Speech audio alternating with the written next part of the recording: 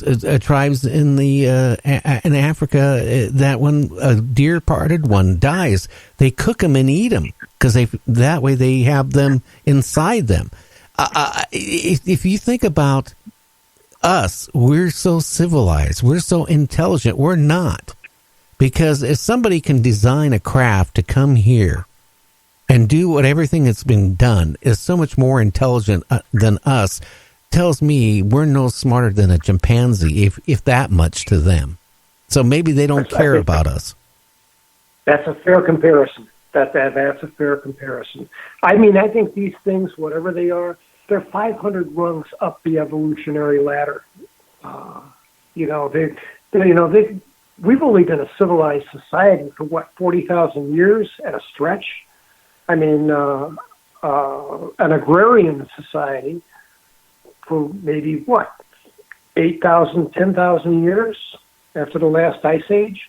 So I mean, we're just barely taking our first steps, but 150 years ago it was, covered land, covered wagons and oil lamps.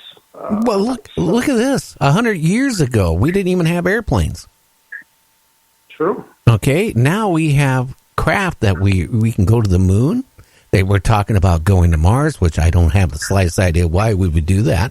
But, our technology has advanced so far, and it's really strange. My dad was an electronic engineer, and he told me many times that technology didn't move forward logically. There was a big jump from how many years was from the early 1900s all the way up to the 1950s. There was tubes. Everything was operated by tubes, and then all of a sudden somebody invented the transistor, and then it went into integrated circuits, and then it went into integrated circuits that are sized, you have to look at it at a magnifying glass. And now, I mean, technology is just moving so fast, I don't think we could have done it on our own. I just don't. And my dad, when he was alive, he was one of the guys that helped develop the SST, the electronics for the SST, which Boeing was going to build. It never happened. But the thing is, I look at it, I just don't see how we could have got where we're at now without some type of help. I got to agree with you. And actually, there's a guy, Dr. Moore, and I can't retrieve his first name, but it's called Moore's Law, Moores. It's called Moore's Law, and it's the law of. And what he does is he has a graph, and he shows how technology used to double like every 5 years, and then it doubled every 2 years, and then it doubled every, and now it doubles. It goes up exponentially. Oh yeah. He shows the curve on a graph, and it's called Moore's Law for a reason, and it is that it is just out of proportion to what it should be. We've gone farther than we should be on our own. So yeah, I think you're absolutely right. I think we've had some help. Well, look at this. Look at logic. 1800 to 1900, 1700 to 1800, 1600 to 1700. We invented certain little things, but we didn't go crazy like it is now. So it tells me I think we're getting help, and that makes me wonder who we're getting the help from and what we're giving in exchange. Now, when we come back from break, Terry, I want to talk about what you saw that night. And then I want to get into, I'm going to ask you some very important questions tonight, because I've had literally hundreds of people asking me all week long, emailing me, texting me, asking me to ask certain questions. And I want to ask that if you don't mind. And I'm not going to do our top of the hour news. I'm going to keep it for I can have as much time with you as possible in the show here. James, you got like 3 minutes. I know you want to ask a couple questions. Yeah, one question I want to ask, Terry, and you probably haven't, but I tell you, I think it would be tremendous if you could. that night you were abducted in the 70s, and there were a lot of people on that ship.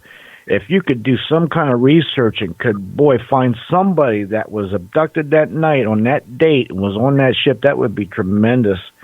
And another thing I got to ask is, do you think they've been abducting you since your childhood all the way up through? Yeah, I do.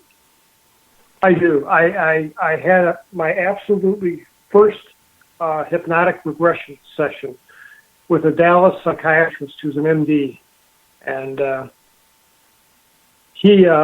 met him at a MUFON meeting, and he got interested in this subject because he had a patient who he thought was delusional, who was talking about being abducted, and he hypnotized her, and he ended up believing her story.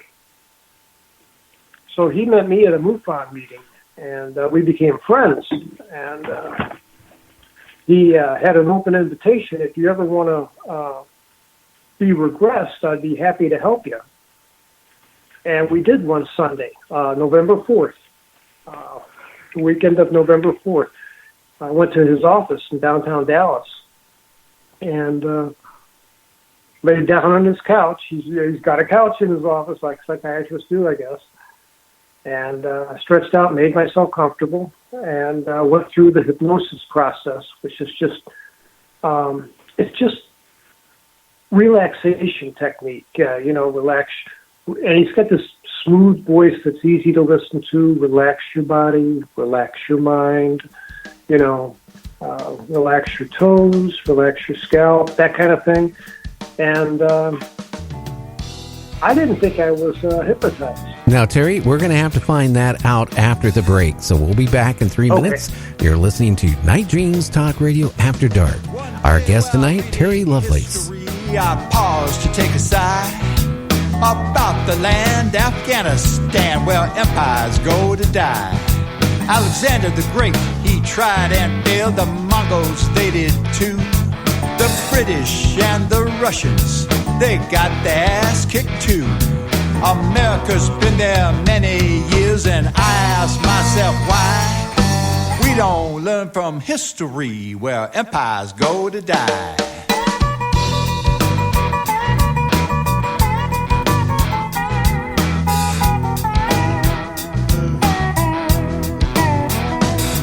They say it's terrorism, that's political malarkey. Just follow where the money goes to a corporate oligarchy. The food crops they once grew with a plow and a hoe been turned into opium poppies, growing row on row. Our infrastructure's crumbling, our social structure too. It's a corporate scam, they don't give a damn while screwing over me and you.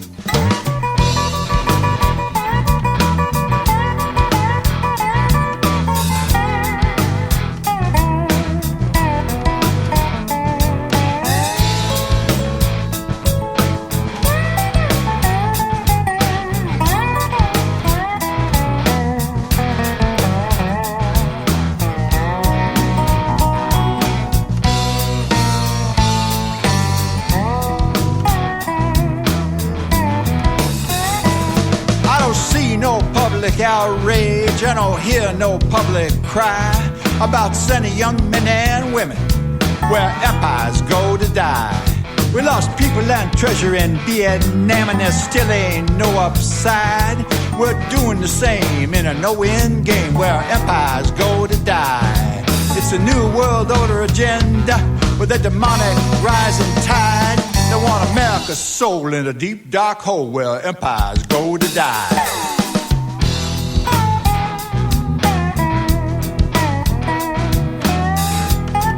Do you have a paranormal story you want to share on Night Dreams Talk Radio? You could be a guest. Email us at nightdreamstalkradio@gmail.com. Night Dreams Talk Radio After Dark wants to give a big shout out to all the truckers that listen to our show. Good evening or morning, depending on your time zone. From the Pacific to the Atlantic to you worldwide. get yourself a cup of java and find a comfy, easy chair. And get ready for Gary and his guest on Night Dreams Talk Radio After Dark. And now, here's Gary. And here I am. Hey, Terry, I'm going to let you finish your answer to James, and I got a whole bunch of things to ask you here tonight. Yeah, let me see. Where exactly did I leave off? James, you remember? Yeah, he said he was got regressed, and he didn't even know he got hypnotized or regressed. Then they were telling you. Remember where you're at now, Terry? Yeah, you know what? I mean, I'd only been hypnotized once before in my life, and that was by the OSI when they interrogated me at the OSI headquarters at Whiteman Air Force Base. And this time it was a pleasant experience. And I wasn't ready to go to 1977. I asked him about, my childhood. And he told me, because I didn't remember any of this. I mean, I saw this stuff in my mind's eye, and I'm telling him. But a lot of it I didn't remember until I heard it myself and played it back. And it seemed like the hypnosis session lasted like 20 minutes, and it was an hour and 40. And what came out of that hypnosis was that they've been taking me since I was 4 years old. And I have memories of being taken out of my bed and somehow being transported to this domed room with a gray rubberized floor, and there were other children there too. And it was always the same group of kids. And there was this Asian-looking woman, very petite, with a big bulbous head, and it's the same woman that I saw in 2017. It's the woman that I refer to in my book as Betty, and she hasn't aged a day. And I remembered going there, and she would give us these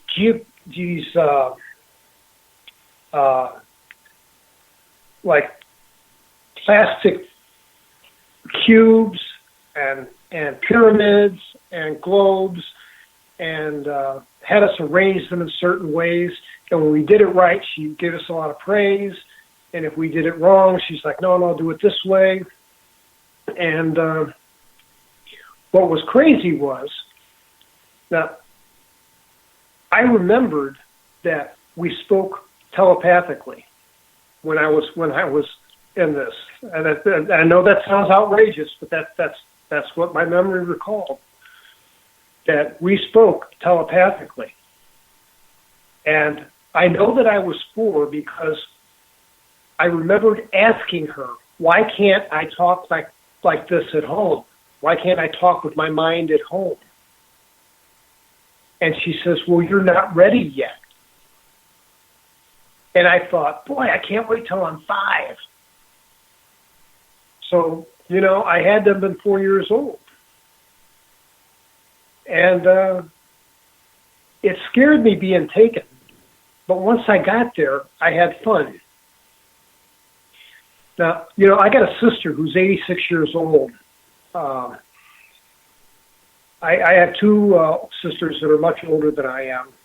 I was called the accident, So, but my sister refused to read my book. But she said, the only thing I regret is that I wasn't there to help you whenever the lights would come through the windows and you weren't in bed, or you weren't even in the house. So, that's the first time we'd ever talked about it. And she told me, well, that's, I don't want to talk about it again. We're done. And that seems